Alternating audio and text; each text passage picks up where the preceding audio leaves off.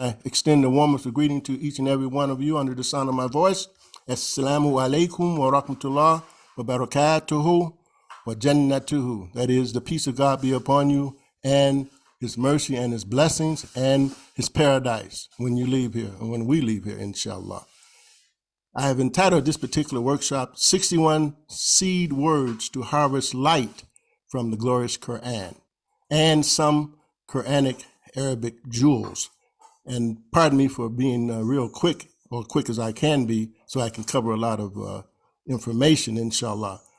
And my intent on this first part of the presentation is to, inshallah, inspire you and have you to see that there's some easy things that you could pick up right away that will help you understand the Glorious Qur-aan. And I'll go to the next slide right now, inshallah. Does everyone see that? Examples of the la? I hope everyone can see that. Yes. Examples of the la of absolute negation. La means no.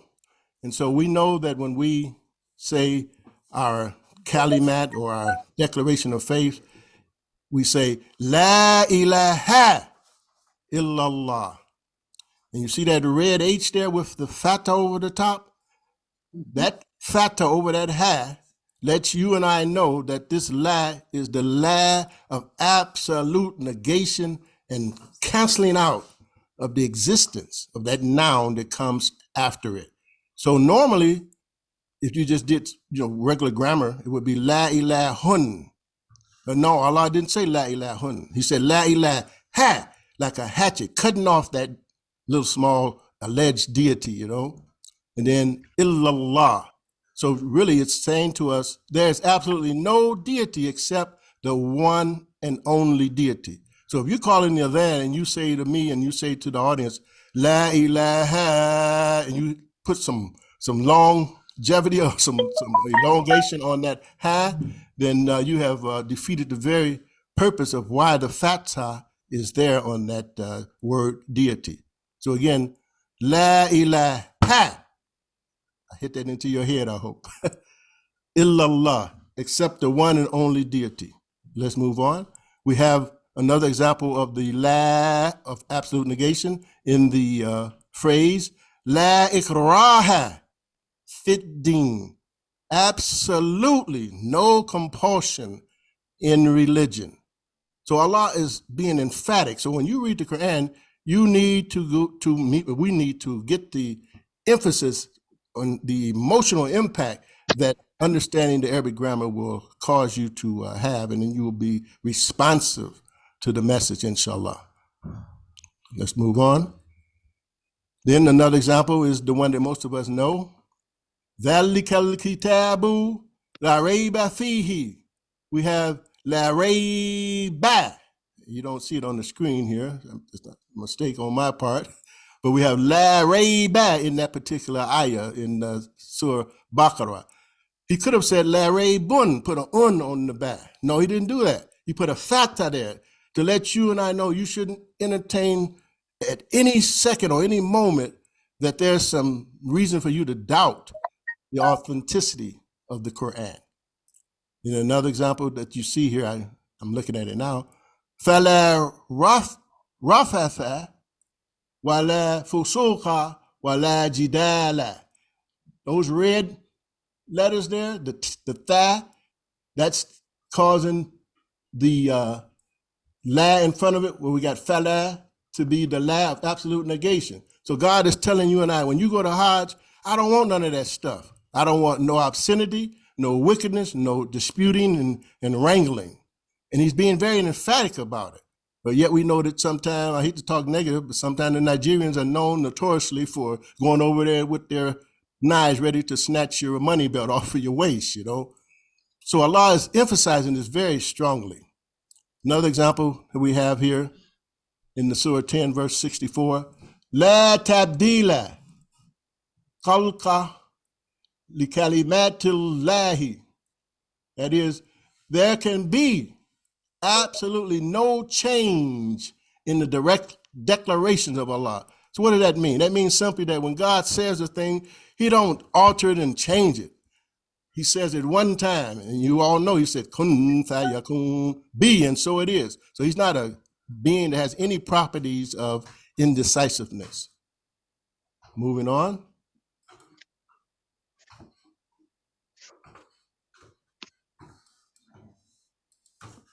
Trying to get it to move, it ain't moving. Hold on here. Double click, you say?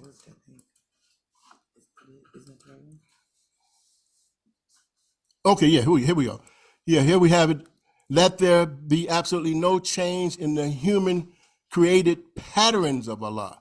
La tabdila li khalqillahi. And notice I'm saying li khalqillahi. Why did I say li khalqillahi? Because there's a kasra right there on that fa. If you see my cursor moving there. So that kasra there causes you to flatten out the sound of Allah. So that's why I said li khalqillahi as opposed to li khalqillahi. Moving on. La simply means no, in and of itself, with no particular emphasis. When la is followed by fatha over the noun that follows it, called in Arabic the la of absolute negation, the la that cancels out, again, the very existence of the noun that comes after it. An example I gave, well, Allah says la rayba, cancel out the idea of doubt. He says, La ilaha, cancel out the existence of a small deity except him, because Allah is the one and only deity. He's not small either.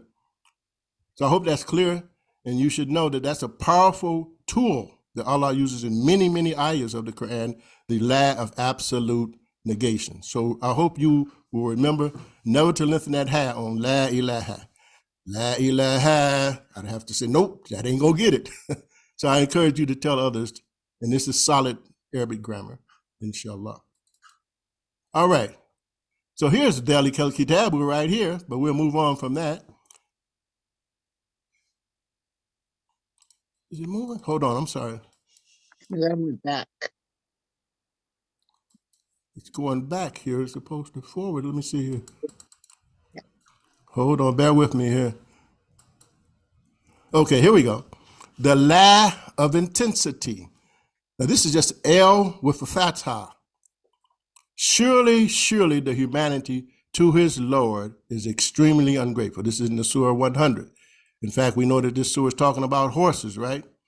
And praise be to Allah, we know from the Imam saying it in a very emphatic and emotional way, if you keep beating a horse, he will run himself to death. And we know that the horse gives his all. And the Imam mentioned about, why do you think they use horsepower when they talk about the power of engines and motors and things like that? Because that tells you that if you run it over 25 horsepower, that entity or that engine or whatever will kill over. And so Allah has it that the horse, he will give his life for you and us. So Allah is telling us, Innal insana li rabbihi lakanud. So Abdullah Yusuf Ali does not say extremely ungrateful, but I know Allah said extremely ungrateful because he has the la, that red la there with the fatah there to let you know I'm emphasizing it. You all, as a human family, are extremely ungrateful, not just ungrateful, you see. And then the next ayah, another example of the la of intensity, wa innahu ala dhalika la shahid. And I'm shaking that D. If you want to do some tajweed, that D on the end, you have to shake it a little bit. Innahu wa innahu ala dhalika la shahid. I used to think a friend of mine was showing off when he did that because I didn't know anything about the rules of tajweed. So there's no show off, but if you wanted to follow the rules of tajweed, you would shake that D, and there's other letters that you shake too. Kuhu Allahu ahad, Allahu samad. Shake the D. Alhamdulillah, and there's other letters to shake. Okay. And next one, wa innahu li hubbil khayri la shadid. When you have opportunity, look at the translation by Abdullah Yusuf Ali, and you'll see that he's talking about translating la shadid as violent. But in this case, I believe my translation is more accurate. And surely, surely, so why do you put surely there twice? Because inna is a very strong, emphatic particle. So I'm giving you two English words to deal with that inna in the Arabic language. And surely, surely, he strongly desires to receive good, talking about the human being, while still being ungrateful. to the fact that he's given us the horse and given us all of these wonderful things. Allah is telling us, I know you all are ungrateful. And then he says in another ayah in that same surah, and you bear witness by what you do. So here it is, we want, give me good Allah, but yet we are in a state of ungratefulness. So let me move on. So that's the law of intensity. Next, we have here the example in the Surah 103, verse 2, Innal insana lafi khusrin. We just simply say khusr when we pronounce it, right? You see that la again in the red? Allah put this la in front of the preposition fi. Let you know, surely humanity is in a state, not just loss, but catastrophic loss. And that loss is when you lose your soul and have to go to Jannah. Go to Jahannam, pardon me. So Allah is emphasizing this to you and I by putting that simple L-A in front of fi. Okay, continuing on. It's called, in this instance, the wild swaying I have here. I'm thinking about, I'm going fast here. 103 verse 1. This is the first ayah of that particular surah.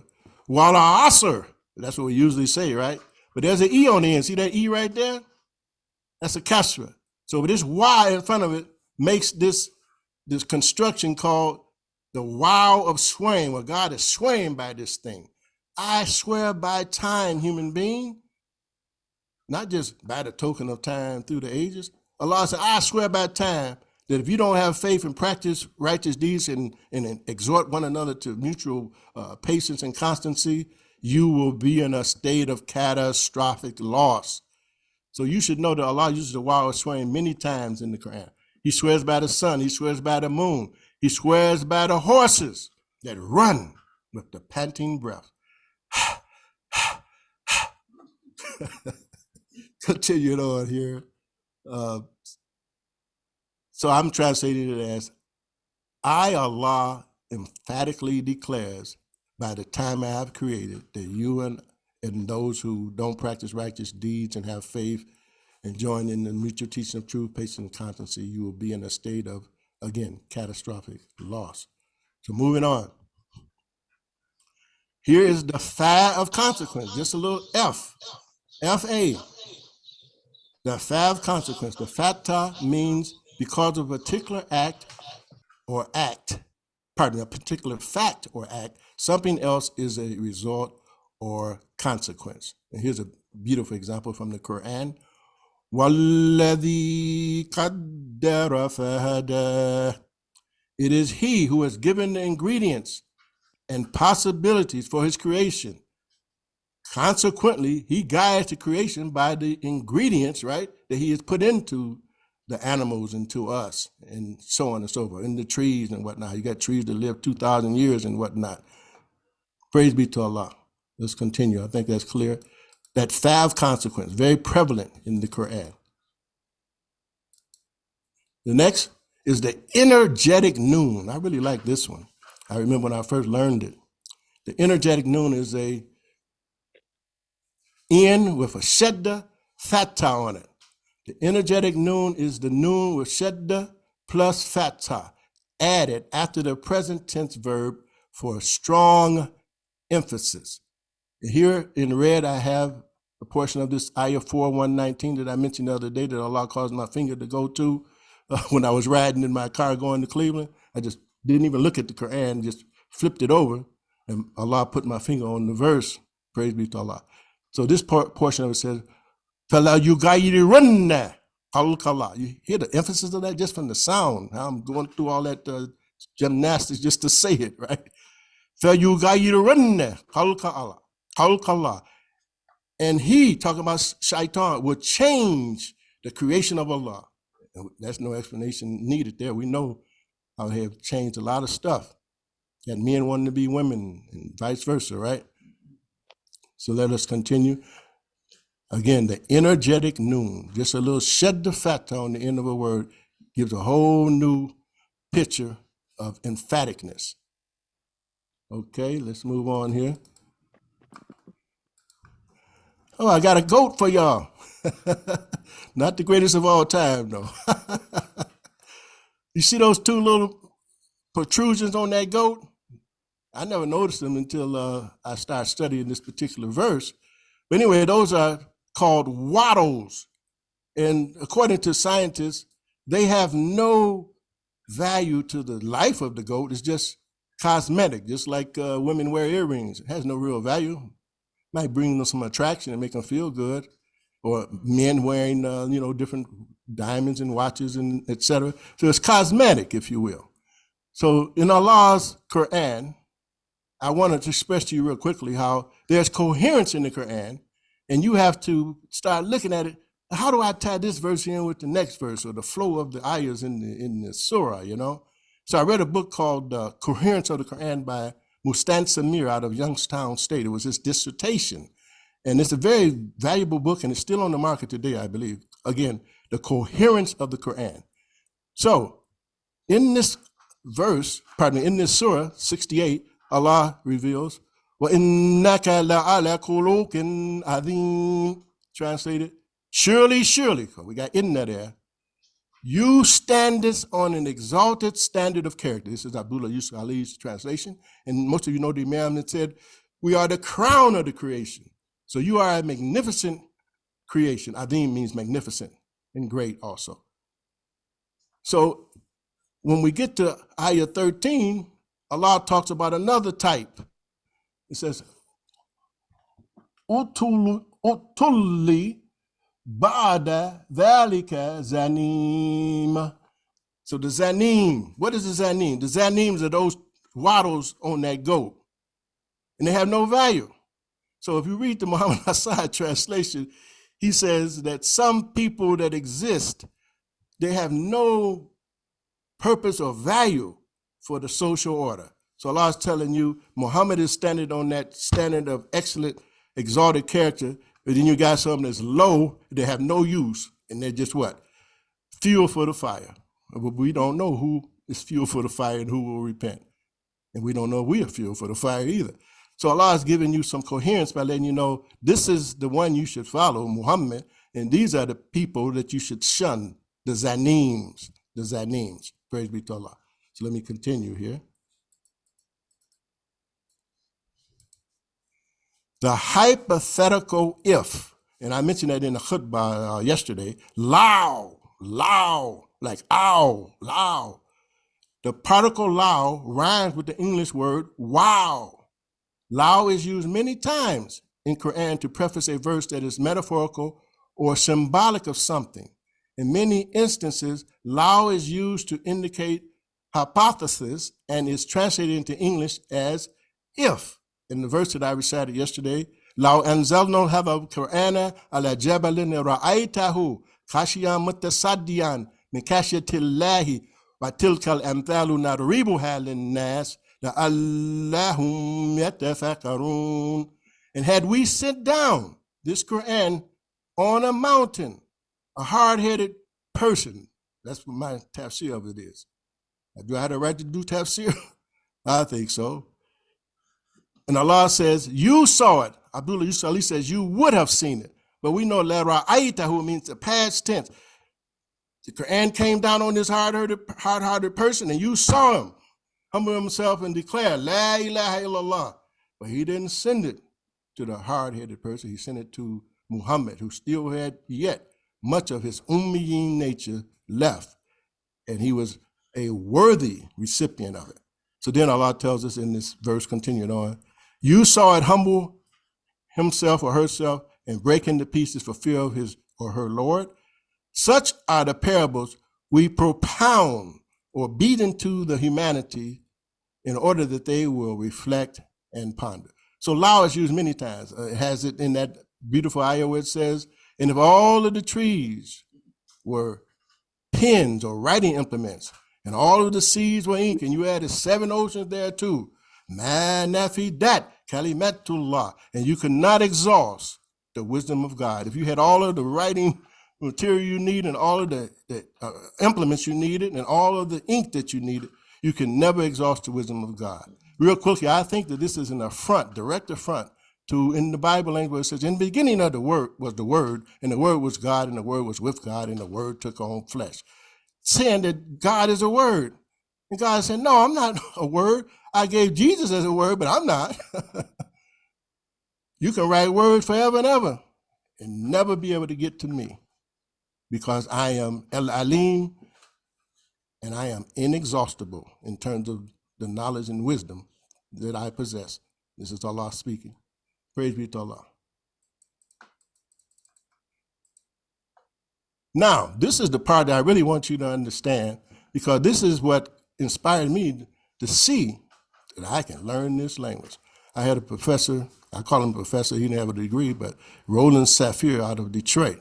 I saw him on the expressway one day real quickly, and I knew that he was teaching Arabic at his home because I saw it in the Muslim Journal.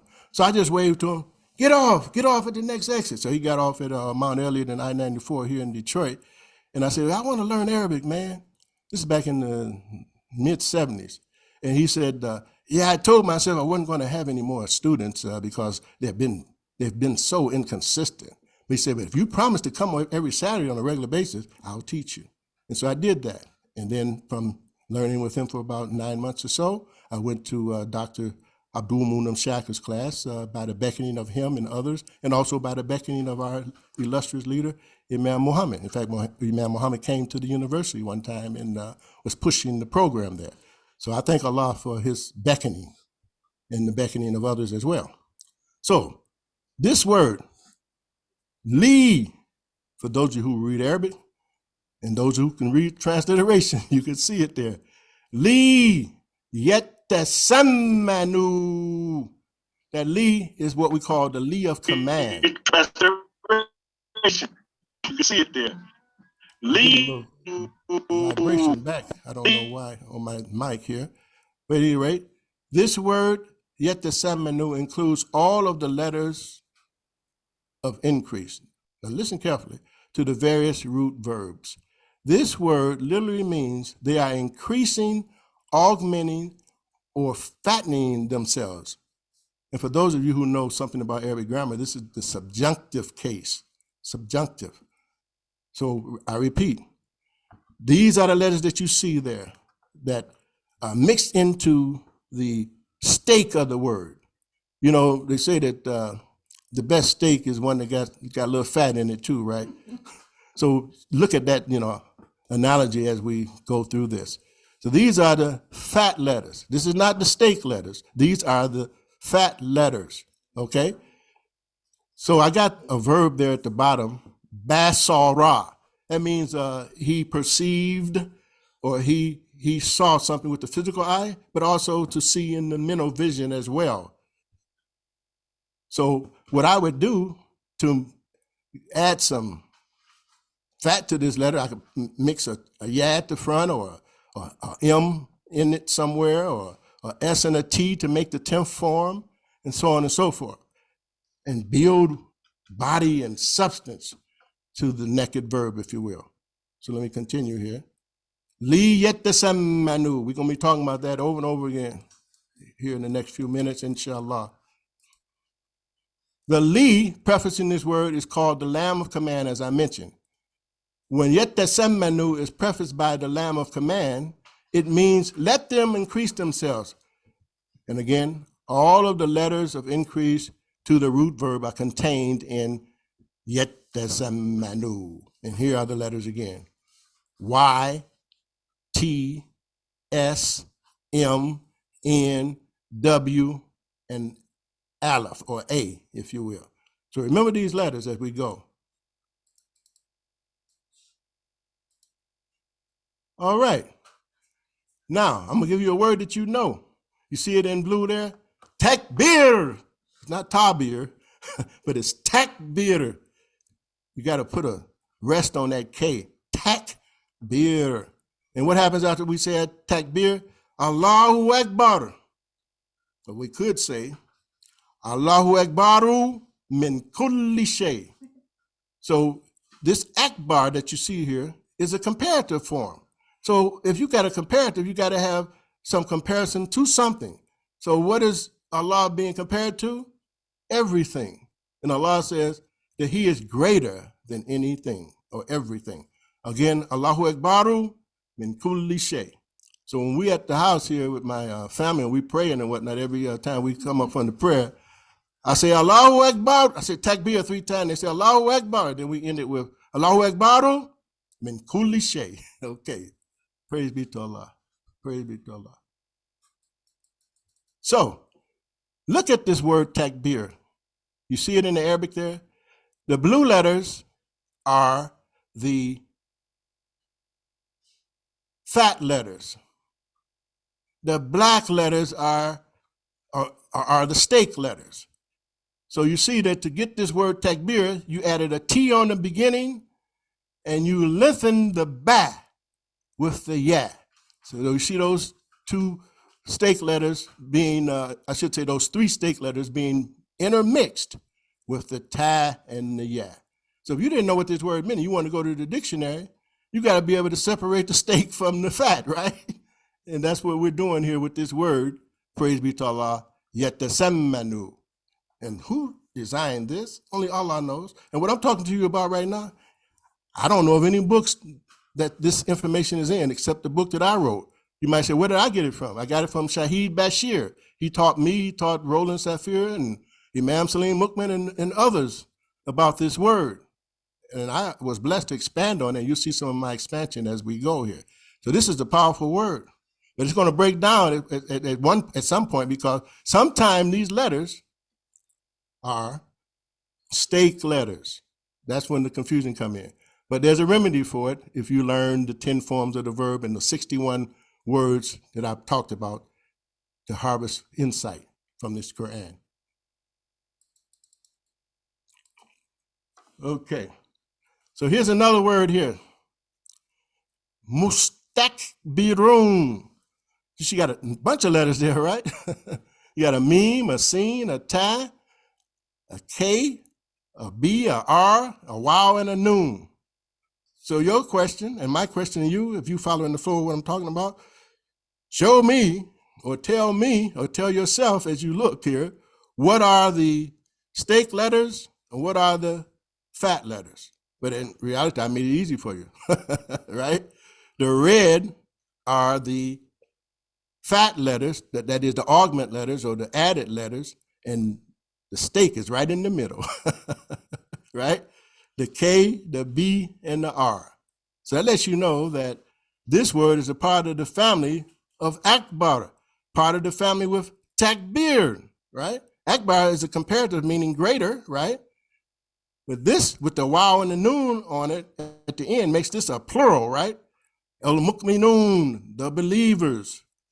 El-Muqsinun, the excellent doers. So that wow noon is what gets your plurals in Arabic. So we have here mustakbirun. Again, mustakbirun. So what does it mean? It means in the 10th form, it's an active participle in the 10th form, and it means a group, 3 or more, who imagine themselves to be great. So if you see a person walking around with his head all up and like he's all above people, what do you say? He's haughty or he's arrogant. So Allah talks about shaitan and the arrogant ones, as I translated in most of the translation. Mustakbirun. And it has something to do with greatness, right? And again, this is what we call the 10th form. And again, it means to imagine something, and it sometimes means to request something, as you will see as I go here. I hope I'm registering this with you all as I go. So if you looked at this word again, and you said, what are the letters I need to get out of there so I can go to the dictionary and find out what this word means? You eliminate the meme. Why would you eliminate the meme, the M right there? Because there's the M right there as one of the fat letters. Here's the scene right here. So you eliminate this scene. That's one of the fat letters. Then you have the ta. And here's the ta right here. The second letter in that yet the seminu. Eliminate that. You don't see kaf, ba, or ra. So you know that's your steak. Here's the wow, and there's the noon, and those have to be eliminated too. Here's the wow right here at the bottom there, and there's the noon. Praise be to Allah. Praise be to Allah. If this don't inspire a person to see the structure of this language, I don't know what will, but I know it did it for me. I was getting what he was giving me every week, and I retained a lot of it while I was there. But when he gave me this, I said, I'm going to work hard to really understand. Praise be to Allah. So I already said what I have here. So we'll move right on here. Mustakbirun.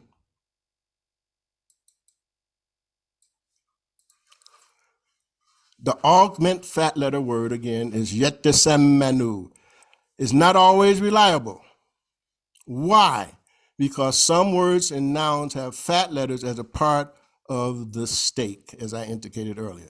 When fat / augment letters or increased letters become a part of the 3-letter root, 61 word patterns can aid you in determining what is fat and what is stake. And I have it later on in the presentation, but I might as well say it right now. I wonder if this is applicable to what they did with this language. It says, Jack Sprat could eat no fat, right? And his wife could eat no lean. But together, they licked the platter clean, right? So if you know these 61 word patterns, you can lick the platter clean and be able to find the stake in any word you see in the Qur'an and go to a dictionary and get its meaning. And that's what I do all the time. Praise be to Allah. I can look at a word and tell you what are the root letters, and I can tell you what form it is and the implication of that particular form. Real quickly, the first form is a declaration of fact, declaring a fact. Kataba rabbukum ala nafsihi ar-rahmatah. Allah has written upon himself the rule of mercy. Kataba is the first form. Allah is declaring that I put mercy upon myself. I've ordained upon myself the rule of mercy, going right to the point. Many times you'll see Allah going right to the point with the first form. The second form, I'll give you an example. Katala is the first form, and he killed. I want to go to the second form, which has intensity. Katala. What does that mean? He massacred him. He shot him with a Uzi and hit him 100 times or something. Katala. He annihilated them, or he massacred them, That's the second form. The third form is Katala, using the letters Q, T, and L. Katala would suggest that two people were fighting, There were blows going back and forth. If you went into a court of law and you knew a fight occurred and you were being asked to, tell what you knew, and if you didn't know who initiated the fight, you would speak to them in the sixth form of the verb, and you would just say, you put a ta in front, ta-ka-ta-la, so you're adding a ta, one of those fat letters. All I know, Your Honor, is that blows were going back and forward. So you said, I don't know who initiated the first blow. Praise be to Allah. So here we have the word Islam right here. And notice there's a lengthening of the L in Islam, but we don't spell it like we should if we really want to get precise pronunciation. And you'll see some books, they'll spell it I-S-L-A-A-M, right? Islam, right? But we, a lot of times, just say Islam. And sometimes you'll see where they put an A and put a dash mark over the top to let you know that A is lengthened. But clearly the Arabic word Islam is lengthened with that lam being elongated with the aleph. Okay, so if you try to use my word yetasammanu on this word, the aleph would drop out, which is right there. The sin would drop out. The aleph would drop out that's coming out of that lam, that blue stick that's going to the left there, that would be dropped out. And also the meme would be dropped out. And the only letter you have left would be the lam. And you couldn't get to the dictionary and find out what it means by just knowing the lam, right? But if you know these 61 words, oh, that's simple. It's on the pattern of if'alun. And you'll see that chart before I conclude here today. So you can't rely on this word all of the time. The only time you can rely on this word is when none of the letters that's a part of the stake are these fat boys that I got right here on the top of the page, okay? Praise Sound like be to a Allah. you got, Yes. Just letting you know, 10-minute mark, just letting you know. Okay. Complete breakdown of the augment letter words. if you eliminate the fat letters in the word tamawata, it would be no letters left. So if you look at this word tamawata, you'll see it has a ta, a meme, a wow, and a ta. Ta, meme, aleph, wow, and ta. All of those letters are essentially fat letters. So you say, well, wow. And what does it mean? It's the sixth form. It means to pretend to be dead. That's what it means. Ain't that something? And I found this on my own. Praise be to Allah. So how do I know what are the root letters? Because I know that 61 word pattern chart that I'm telling you about. So the root of this word is mawata. Mautun is death. Tamawata is the sixth form. He or she pretended to be dead. You know how crickets like to do that too. They like to pretend to be dead. Some of them animals that's slow, they know they can't outrun you. So what do? They just pretend to be dead. Okay, so let me move on here. Okay, so let me go to this screen. Praise be to Allah. I didn't think I'd be able to go this far with the time allotted here, but I'm moving pretty good here. Praise be to Allah.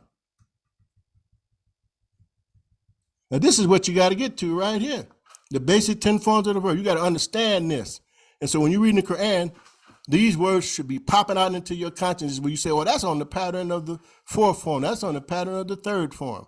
So real quickly here, here's the pattern for Islam right here. If you see my cursor there on the fourth form, it's the fourth form noun pattern. If alun. Assalamu alaikum, brother Imam. Yes. The slide is there, but it's blank. It's blank. How could that be? No information on it. That's strange. Okay, hold on here. Close this out. Yeah, let's see what happened on that. We see the screen, Imam Jihad. We still saw your slides and everything. It was just like maybe you were to the end of you were ahead maybe of the slide deck. Uh-huh. Well, So let me see. Let yes, me sir. see if I can go back to it and find it here. Yes, sir.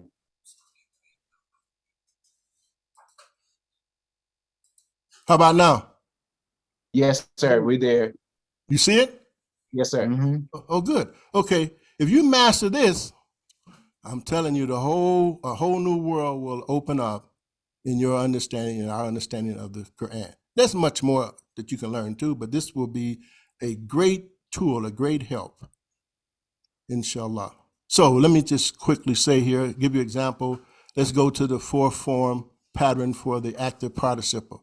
That pattern is muf'ilun. It's the pattern for muslimun. And what does the fourth form mean?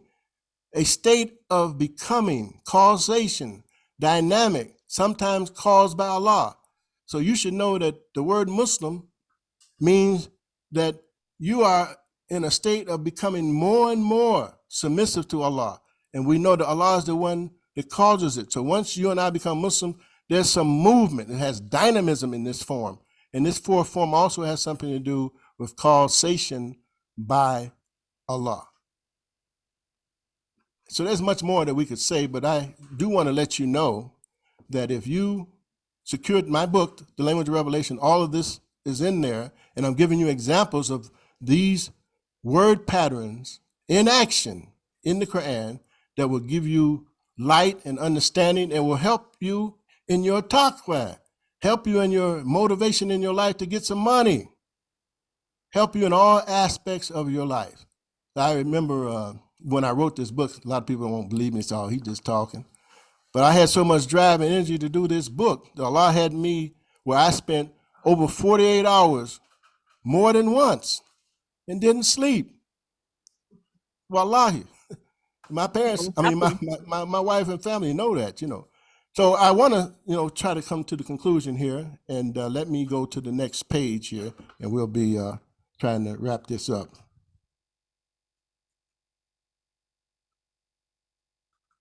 So part of this presentation was PowerPoint, and part of it is my Microsoft Word. I didn't have a chance to convert that chart to PowerPoint.